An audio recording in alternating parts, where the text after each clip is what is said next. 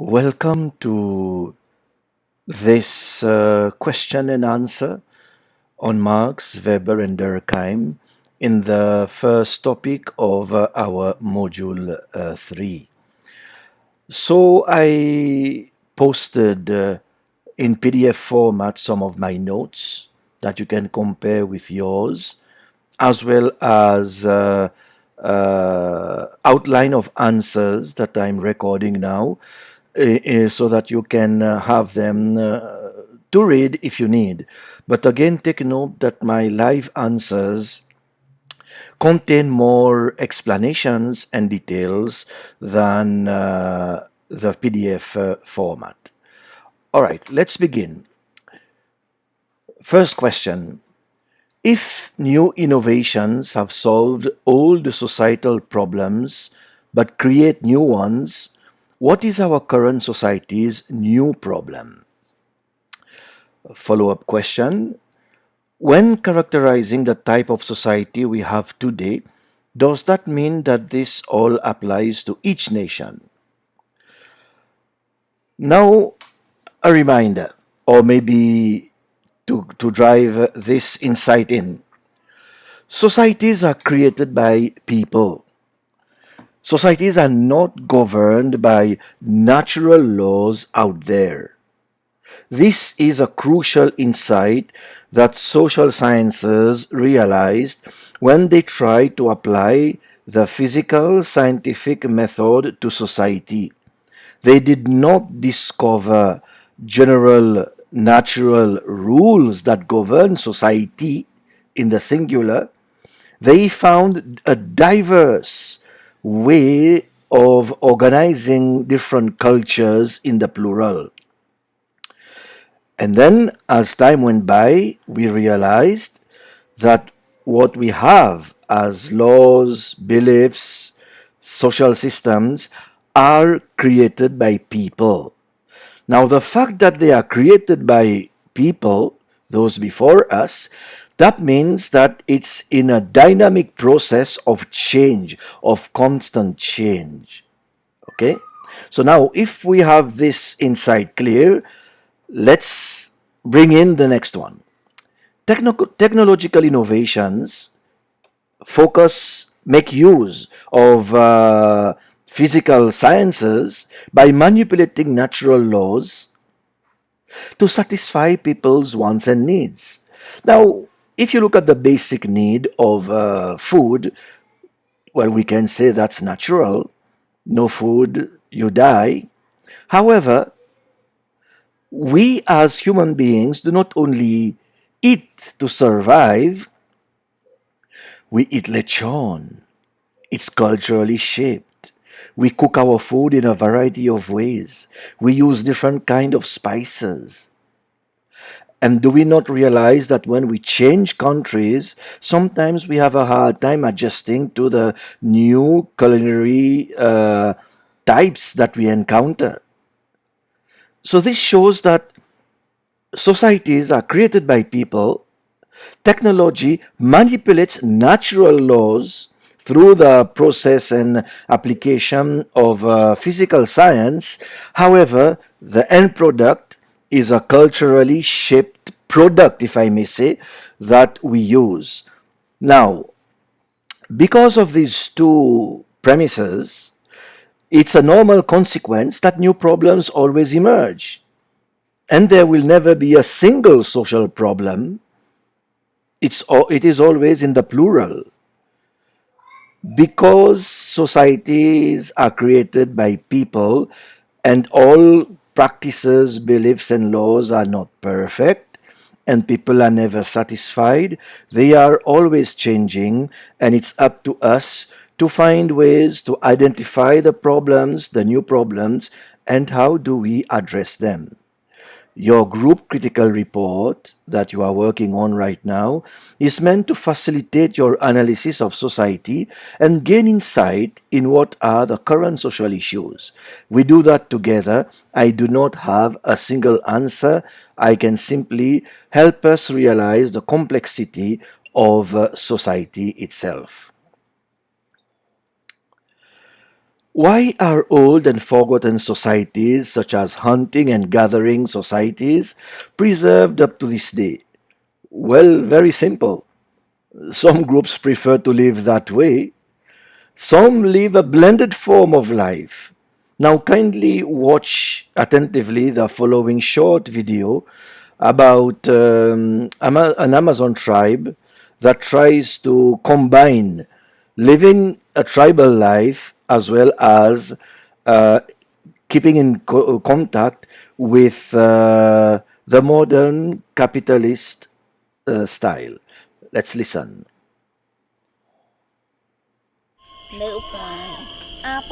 Jawaroa comes and goes between two worlds. He spends the weekend with his family at home in the Amazon rainforest, and weekdays in the city, working at the municipal council in the small town of Pedra Branca. Every Monday, he has to readapt to city life. I have to follow the rules of the city. I have to live with money. Here, you have to pay for everything. In the village, everything is free. The water, the firewood, the food. But for the tribesmen, opening up to the outside world is vital to defend the cause of the Waiapi people, especially since President Temer's attempt to expose their rich territory to mining companies. Today, we no longer need to fight with arrows or weapons. We must fight united with our knowledge, with politics. We need to know what is happening on a national and an international level. Whilst they may be implementing modern-day tactics, the tribe are not forgetting ancient traditions such as coating the body with annatto fruit, protecting it from bad spirits. From tradition to technology, one of Jawaroa's main jobs is transmitting the latest news to other villages. We didn't know about Michel Temer's decree. No one had told us about it. And as he is on the town council, he knows about things and he brought us this information back, which surprised us. This is why it is important for him to represent us on the town council.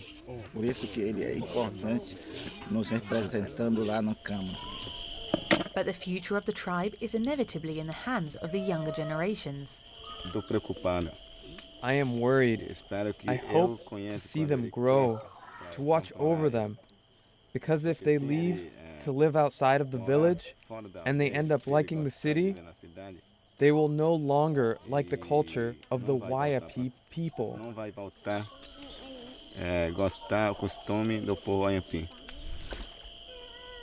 Even though their ancient culture clashes with modern world demands, tribesmen like Jawaroa are betting on a balance between the two to save the future of their traditional past.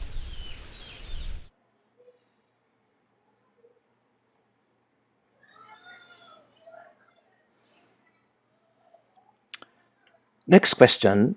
How did Karl Marx believe a socialist society of such a large population could exist when human nature would point to the impossibility of a fair and equal class system?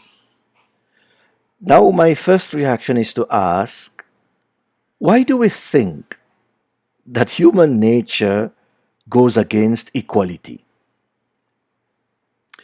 Was this not the traditional practice that modernity wanted to change?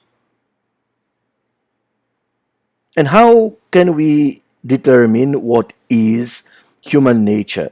I am not speaking in a philosophical way. I am speaking from the perspective of social sciences.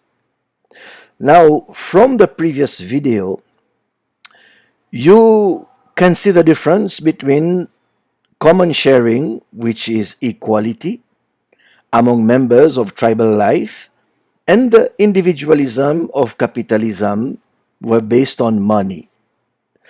So, are there two human natures? How do people of this tribe understand their nature as human beings? It seems that when they are together in the tribe, it's equality, common sharing. But once they move to the city, they have to adjust to the money talk, capitalism, individualism. So maybe there's no single human nature. Human nature or natures are shaped by the cultural environment that one grows up in. I follow up with this question again. Do large populations justify inequality? Think about it. Is it because we are 100 million plus in the Philippines, therefore it's normal that there's inequality? I'll try to bring some more insights later on, but I want you to think with me, all right? Now, the fall of socialist and communist countries have led to the belief that socialism is bad for some people. However, can we truly hold that current capitalism is just? I just pause for us to think. Let's go back to Marx.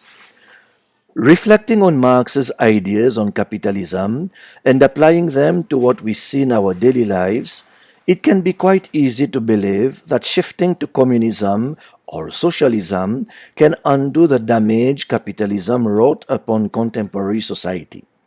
However, none of his systems are completely abuse proof, as we may observe in nations like the Soviet Union during the time of Soviet Marxism and China at present times. What then is the ultimate solution for repairing society? Well, maybe we need to distinguish between socialism as a philosophical perspective of social relations and the unfortunate authoritarian regimes that collapsed. Now, interestingly, take note, Philippines and worldwide, when politicians engage in campaigning, what do they promise? You will realize they promise socialism, equality for everyone, reduction or even eradication of poverty. Have you ever heard a politician claim that when he or she comes into power, the people will suffer more? Everyone proclaims and declares and promises socialism when they want to gain power. But what really happens when they are elected? They practice capitalism. So is the problem with socialism, or is it with people who badly implemented socialism as a system? And when we talk in politics, we are always out for the poor. Maybe somewhere deep in our human conscience, we know that pure capitalism is not helping everyone. But we do succumb to the lure of power and wealth. Just to cite something I found on the internet about poverty in the USA in 2018, and that's supposed to be the avant-garde society that we are supposed to follow. 5.3% of the population might not sound much, but it adds up to 17.3 million people. Deep poverty, with incomes below 50% of their poverty thresholds.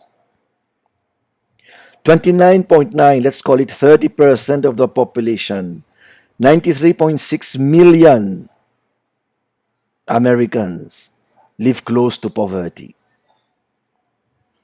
Can we really say that capitalism is helping the world? You can check out this source for additional information. What are common misconceptions about Karl Marx, as some people think that since he is a materialist, he is greedy? Well, first of all, we have to clarify what Marx meant by materialism. Being a materialist, Marx saw the economic relations as the foundation of social relations. In other words, the way that the economy is organized shape all kinds of ideologies that are used to protect and justify the economy. For Karl Marx, all beliefs, be them religious or not, are ideological justification of the unjust economic relations, of the unjust sharing of material gains. So in a certain way, Marx was never greedy, at least from a philosophical perspective. He criticized the new capitalism of his time that made a few extremely rich and the majority poor. Now, since Marx has never been loved by Christianity in general, let me point to something that I feel strongly about. Question: how can one be Christian and pure capitalist in the current world? I just pause. Think about it. Can we really be Christian and pure capitalists? Is not the core of Christian teaching love your neighbor as you love yourself? Even if you do not believe in God, probably that's a human value that we share or that we believe in. Now, current neo-capitalism practice the enrichment of a few and the poverty of the many. How can these two really go together? Love your neighbor as you love yourself. Is that not a form of socialist perspective, a form of socialism? And the neo-capitalism of enrichment, is that not being greedy?